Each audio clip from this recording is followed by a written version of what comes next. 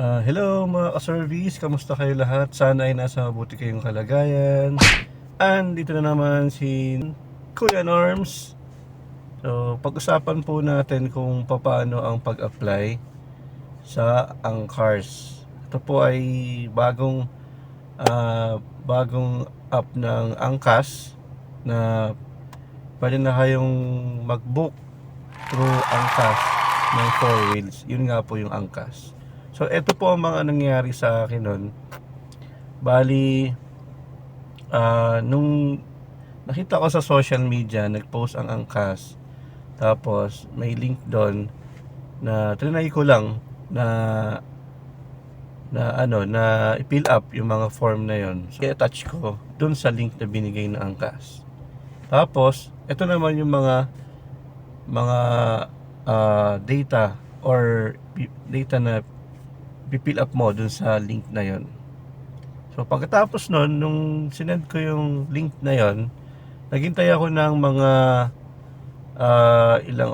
ilang buwan bago kami binigyan ng info through message ng Angkas na kailangan namin pumunta sa office sa Cainta para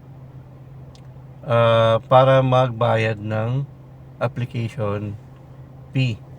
So include na doon, may mga inclusion na yun nakalagay doon.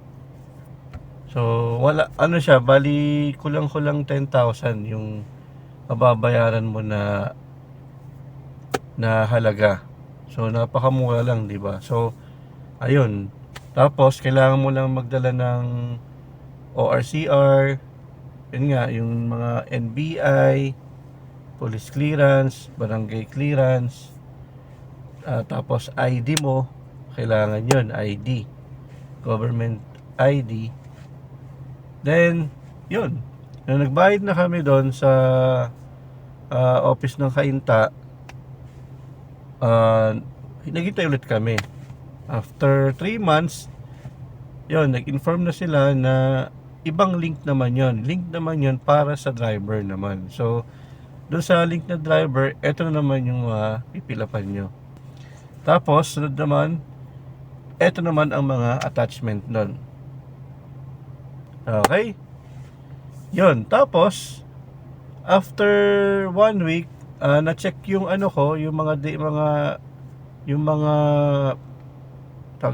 application ko. Chinek nila. Ang nangyari, dahil hindi naka-notary yung authorization letter ko, na-deny. Sa una kong apply, na-deny yung application ko sa kanila. Dahil nga dun sa hindi nakanotaryo yung authorization letter. Kaya ang ginawa ko, tumakbo agad ako sa attorney at pina-notary ko agad ang authorization letter ko.